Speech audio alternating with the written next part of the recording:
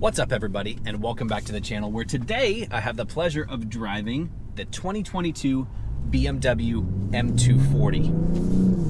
Now this one is, oh my gosh, incredibly quick. Oh, jeez. First, power. This has the B58 straight six that you can find in the Toyota Supra, in the BMW M340, and most of the BMWs nowadays. The B58 is kind of a jack of all trades as far as performance goes. Now, it's been tuned in a couple different ways. In this variant, though, it makes 382 horsepower and 369 foot-pounds of torque. If you'll remember, the first generation of the M2 made 365 horsepower. So this already has a leg up on the first generation M2. Now after that, they upgraded the engine to the S55 from the M3, and it made about 405 horsepower. That was the M2 competition. So how does this car compare to that? As far as power, it's got a lot of it. The one thing that I miss out of this car that the M2 has is the manual transmission.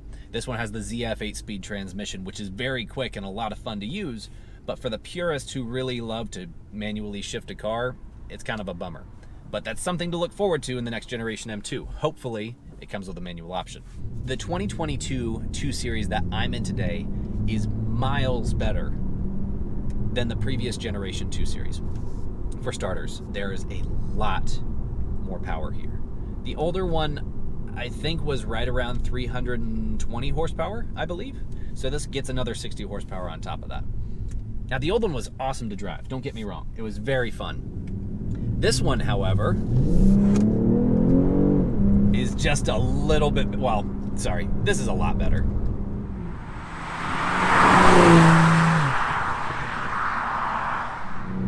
Oh, in the corners and everything, it feels so well sorted.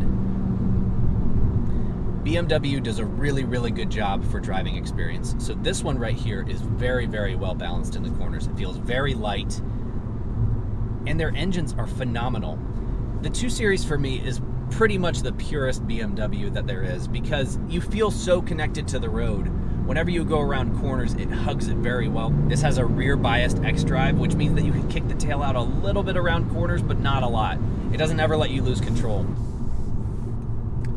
We have a couple different driving modes in this car. Oh, coming to a red light. We are going to do a quick test. We're going to put this in Sport, and then put it back into Sport Plus. Then we're going to put our foot on the brake, the other foot on the accelerator, build up the revs, and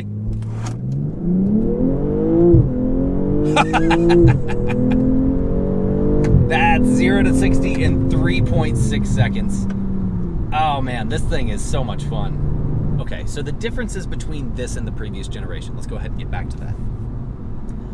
This new car has so many more options than the previous model did. You have a head-up display, you have a digital gauge cluster with iDrive 7, fantastic interface on here. You have ambient lighting, you have blind spot monitors. That was not an option in the previous generation BMW. You have a sunroof. I think that might have been an option, but this one's a lot bigger.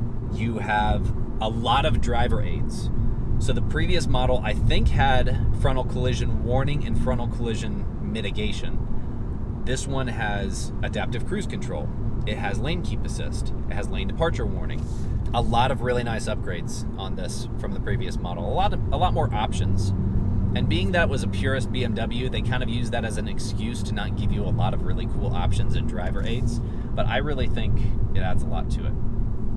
This one in particular comes equipped with the Harman Kardon sound system, which is a very, very nice sound system, don't get me wrong. It's always been a little bit low on bass for me, though. It doesn't have that same amount of bass that you want. I don't know if that's because they don't want you shaking the trim loose or what. The new M240 also comes with parking assistance, the 360 camera. So you have 2 cameras on the wing mirrors, and you have one in the front and one in the back to make a 360 image. Help you park, and it'll also park for you. It'll parallel or perpendicular park for you. That's another option that was not available in the previous M240. This one actually has, quite a bit of options. I think these start right around 48 grand. This one, with all the options that it's spec'd out to, is right around 55. As far as the styling goes, I'm gonna have to do a quick walk around. So let's go ahead and do that. All right, guys, so now that we're in the light, we can take a little bit better look at this car and see the Thunder Night metallic purple color that it's got. So First thing, I want to start with the kidney grills, because that's kind of a defining thing on BMWs. These are active kidney grills, which open and shut based on the driving conditions. Whenever you stop, these open up to basically let the engine or the radiator breathe a little bit and cool down the car. And when you're driving, it's actually gonna suck up air through this one right here and through the bottom. It's for aerodynamics, basically. So the air goes over the car, it pushes the car to the ground a little bit better. Second thing is these adaptive LED lights. Now, I didn't really notice it, and it's hard to tell in the pictures that you see online, but these actually have a little bit of like a champagne gold color on the inside. With this color, it actually looks pretty sweet. Another thing is the cerium gray. So all of these M cars, all of these kind of halfway M cars are gonna have this cerium gray trim right here. This one actually has an option where you can do it in gloss black metallic. Actually, they call it shadow line. Another thing are these 5-spoke wheels, which look pretty sweet. And those are also finished in cerium gray. And then you have the M Performance blue brakes as well. Now this part right here is kind of cool because they've actually finished this in more of a flush design. If you look at other BMWs, they have one that you kind of put your hand inside of. This one right here is a little bit more flush with the car, and you can kind of see it from right there. Adds a really sleek profile to the rest of the car. As far as the tail lights go, I don't know what you guys thought, but whenever I first saw this, I thought E90. The overall shape and everything on it kind of reminds me of the E90. They also put this little accent right there. That's an LED strip that lights up. Another thing I wanted to show you was these wing mirrors. Now, a lot of people really don't like it because these are usually reserved for like the M2s, 3s, 4s, and 5s, like the true M cars. But on this car, I think it looks really, really good. All right, now let's take a second to look at the interior.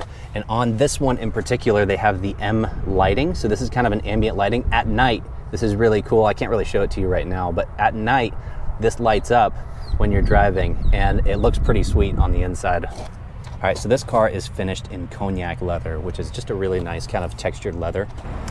Guys, let me know what you think about this car. Would you rather have this or the M2? Let me know in the comments below. Johnny, what do you think? He likes it. The styling on this thing is absolutely beautiful. I love the side profile and how this looks. If we get down a little bit lower, you can kind of see. The side profile of this one is a little bit different. If you take a look, the hood actually looks a little bit longer than the previous model M2. So it sits a little bit like the cockpit and the driver, the passenger area, you sit back a little bit further than the previous model, but I still think it looks really sweet.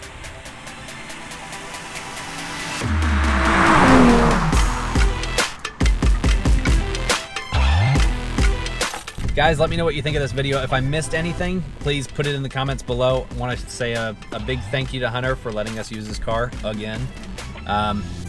Make sure to subscribe if you want to. If not, I don't care. But thanks for watching.